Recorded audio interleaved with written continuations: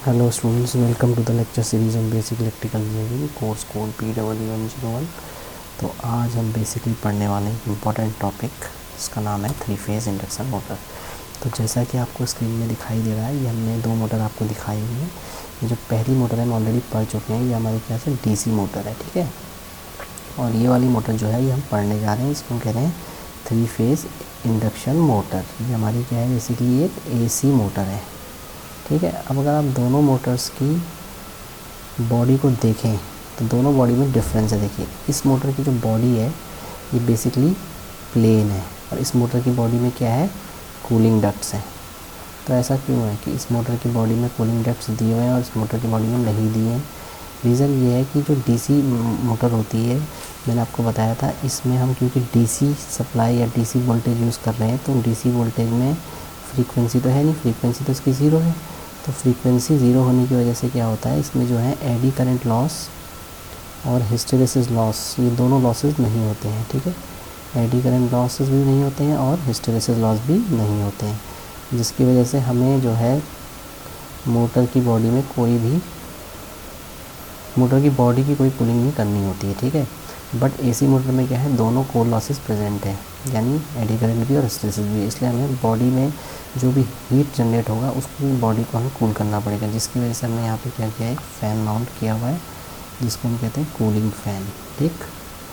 ये cooling fan क्या करता है, बेसिकली ये मोटर की कूलिंग करता है, जिसकी वजह से हम इस मोटर को कहते हैं TEFC टाइप मोटर्स, यानी टोटली इनक्लोज्ड फैन कूल्ड। क्या कहते हैं, टोटली इनक्लोज्ड फैन कूल्ड, ठीक। अब हम इसके कंस्ट्रक्शन फीचर्स के ऊपर जाते हैं। देखिए, कंस्ट्रक्शन में हम आपको सिंपल एक डायग्राम आपको दिया हुआ है, सिंपल है कंस्ट्रक्शन, आप दिखाई दे रहा है आपके पास।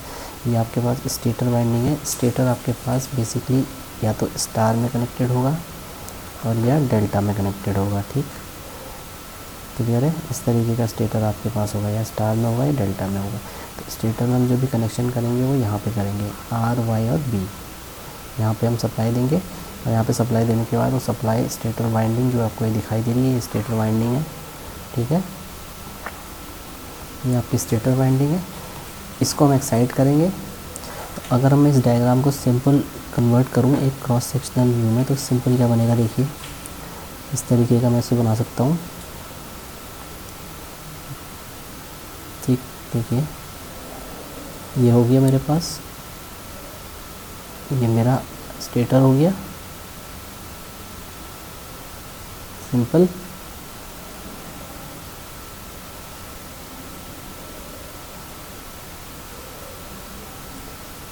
और इस स्टेटर में मैंने स्लॉट्स कट किए हुए हैं, इन स्लॉट्स के अंदर मेरा स्टेटर का कंडक्टर है, ये डॉट डॉट क्या है, स्टेटर का कंडक्टर है, और इन कंडक्टर्स को मैंने वाइंडिंग के फॉर्म में रखा हुआ है, ठीक।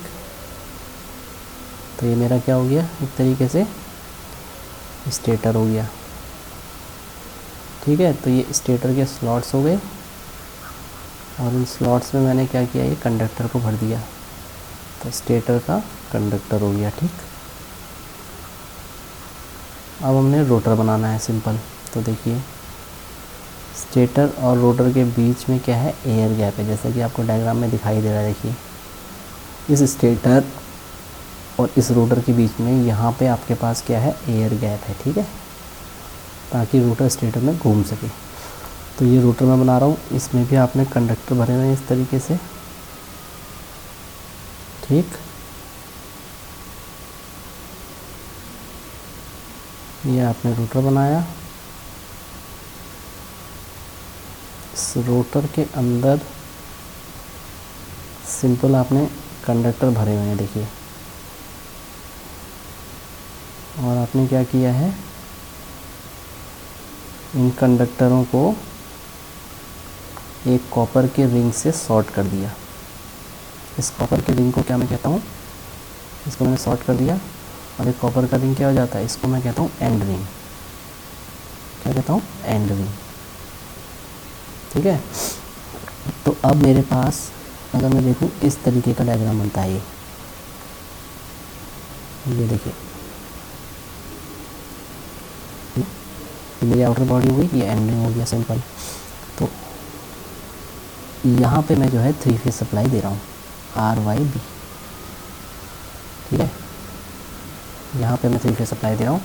अब क्या होगा, ये जो स्टेटर के कंडक्टर है, ये जो रोटर के कंडक्टर है आपके, ये आपके एंड रिंग द्वारा शॉर्ट है। तो देखिए यहाँ पे जो एंड रिंग है वो क्या है, ये देख रहे हैं, ये वाला ये जो पॉइंट है ये एंड रिंग है, ये आपको क्या कहलाता है, एंड रिंग। तो एंड रिंग का काम क्या है कि ये रोटर के कंडक्टरों को शॉर्ट कर रहा है। अगर आप रोटर के कंडक्टर देखें तो वो in the form of bars है, क्योंकि बार के फॉर्म में है, क्योंकि स्टेटर के कंडक्टर क्या है, in the form of winding है।